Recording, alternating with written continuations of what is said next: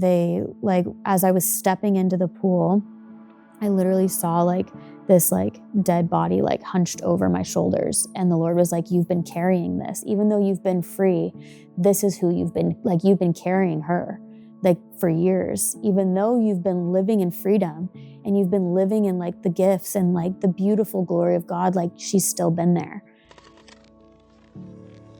So we went to Bolivia, and the missionaries there, like, they are just so wonderful. They're so submitted to the Lord. They just like do what it is, like do the mission. They're there to be missionaries and like love and support and work. And so I think like while I was there, a big thing that I learned was like how selfish I am, like the selfishness and like the pride and like the fear, the things that we never have to experience in the US, like we were experiencing and seeing things that we never have to see here. And so one thing stands out in particular, and it's hard for me to share because they're like, but the Lord's like worked in the shame of it. But we did prison ministry. And so in these prisons in Bolivia, children will live in the prisons with the moms up until age 5, which is an eye-opening experience in and of itself. Like we can't even begin to fathom like what it looks like for a baby to be born in prison, as their first identity is the lowest of the low. Like that's like they're prisoners' children. So that in and of itself, like you'll get convicted by that anyways. But we ran into this young girl. I think she probably like 7 or 8. She was past the age of which like kids can stay in because she was mentally disabled. And so she was like super gravitated toward me. And like out of all, like any of the other people, for some reason, like she was gravitated toward me. And so she came up to me and she was sitting on my lap, and I would have probably described myself as pretty selfless before Bolivia. And then I have this little girl sitting on my lap, and my eyes start to notice that she has like a skin disease.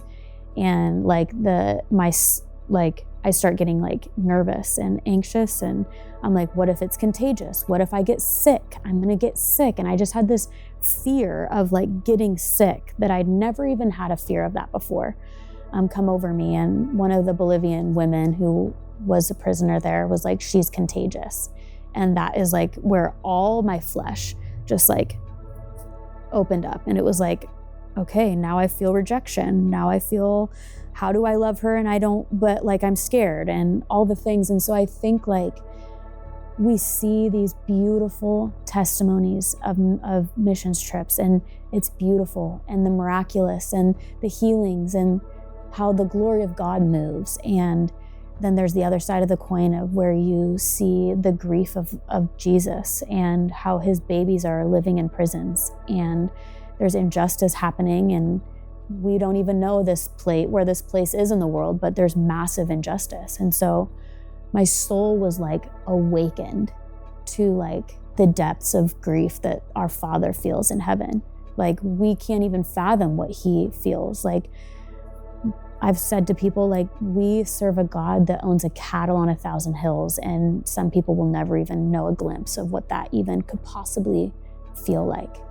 And so I would say like one of the main things he did in me in Bolivia was like expose the flesh, expose the selfishness, so that I could have a piece of God's heart, which is the grief, like the grief of our Father, seeing his babies like live in prison. I would say like in the moment, I was pretty like, I really had never had a fear of being sick. Like it was like never something I struggled with ever. And I think in the moment, like I was totally exposed, and like that was a really humbling experience. And I think I would say like if I could go back today, like I never got sick. She touched like my skin with, her skin, and I never got, like, that's a miracle. Like the Lord covered me. We have opportunities every single day to like express the miraculous power of God. And we have an option to choose if we're gonna submit to the like what the Lord is asking us to do, which is probably pray over this little girl so she could get healed, or we could choose not to.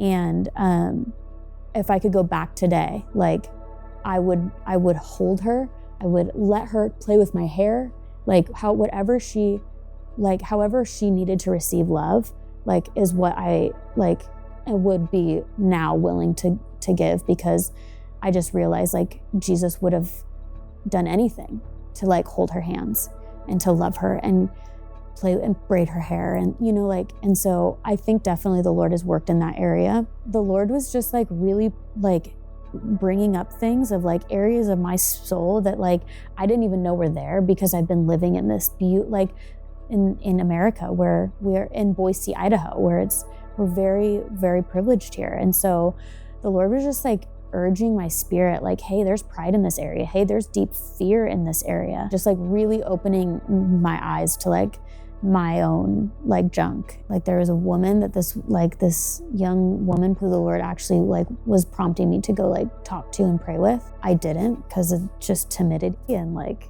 I don't know, like and so I remember seeing her later, and she was smoking drugs out of a pipe, and it like woke me up to like when our shepherd whispers to us to do something and to pray for somebody and to love on somebody. Like it's so imperative that we do, because what could have happened to, maybe I could like that, my prayer and my loving on her could have prevented her from doing drugs later.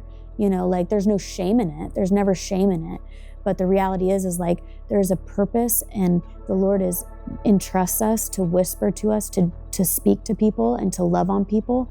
And as like carriers of the gospel and Christians, it's our job, and we're going into a different country as missionaries. It's our job to turn on a dime when the shepherd whispers.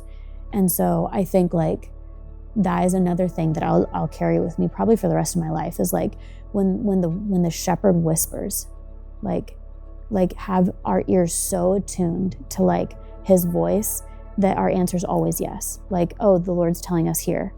Okay, now he's telling us here. Like just like tuning in, because who knows like what a prayer and what maybe even like just listening to somebody's story could like prevent in their lives, and like help them to feel seen, known, and understood. The woman that I am here in the States, like I'll talk to anybody about the Lord anytime. But in a spiritually hard environment, I think like you're exposed to like so much discomfort.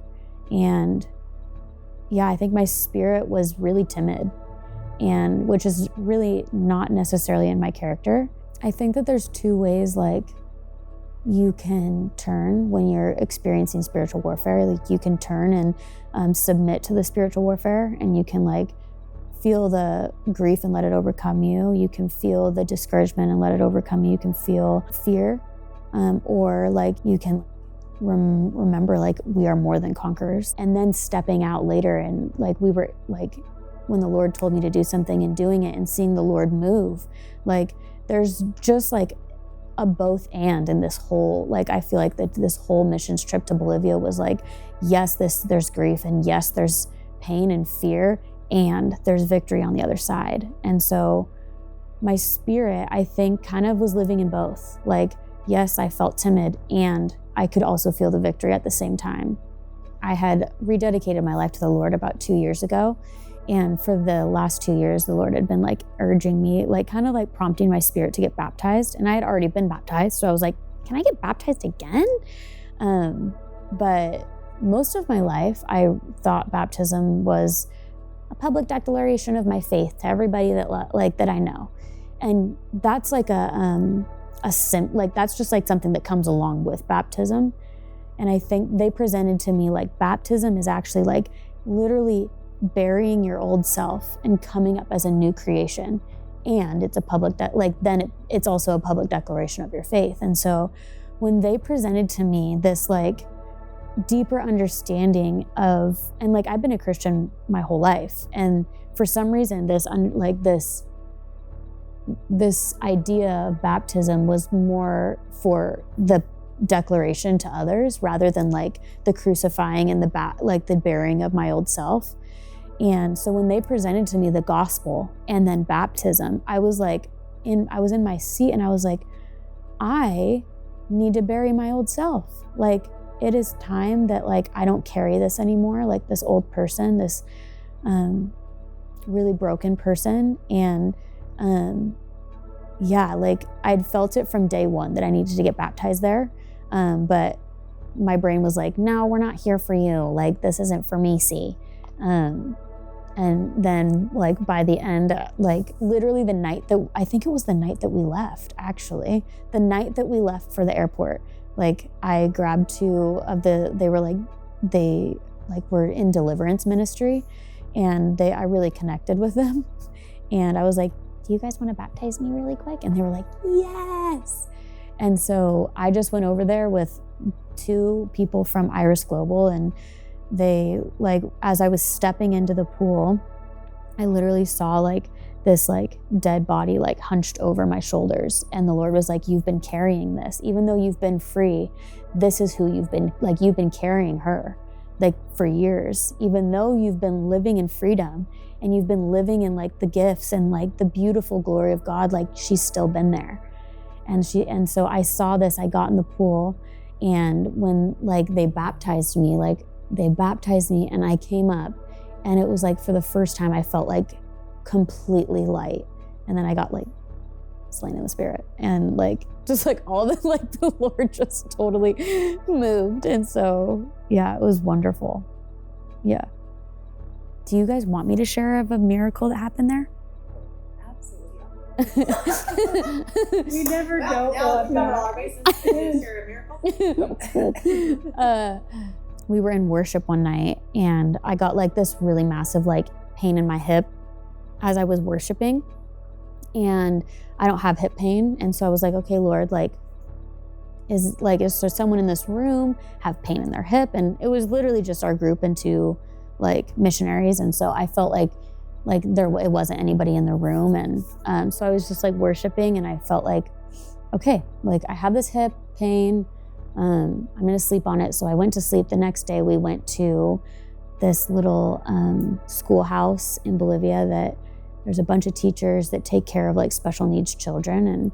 And in Bolivia, they don't really have resources for special needs kids. And so these teachers are like very, like they just give everything. Like they do house calls. They just give their whole selves to these children. And so we were going there to like love and pray and support these teachers. And we were sitting like at this table with these teachers. And this was after they were like serving us so much food and like drinks and just like totally like blessing us. And I just felt like the Lord brought back up to my mind, like, remember that pain in your hip last night? Like today's the day for healing for somebody. And so I had this like gust of faith that like rose up in me. It was like it was like coming out of me. I just felt like totally on fire with faith. And I was like, the Lord's gonna heal someone's hip today. And so I went up to, I think it was our leader or our translator, and was like, hey, I feel like the Lord wants to heal like one of these teachers' hips. Like I feel like there's healing for hips today. And they were like, okay, we trust you. And so they like translated, and they asked if anyone had hip pain. And there was this one lady who like she couldn't bend her leg, like she just walked with her legs straight and like with a limp. And I was like, oh, there she is, that's the lady the Lord's gonna heal today. And so we pray over her, and she doesn't get healed. And I was like, okay, I just feel like the Lord wants to heal today. And so then finally, like another lady like had overheard that we were praying for hip pain, and she came up to us and she's like, hey, this teacher over here was in the hospital last night for hip pain around this like same time that I was having pain in my hip. And I was like, wonderful. And so we go up to this lady, and I'm like, hey, like I just feel like the Lord wants to heal your hip pain. And so I believe she was sitting in this chair really low to the ground, and she like got up, and it took her a while because she was like in so much pain in her hip.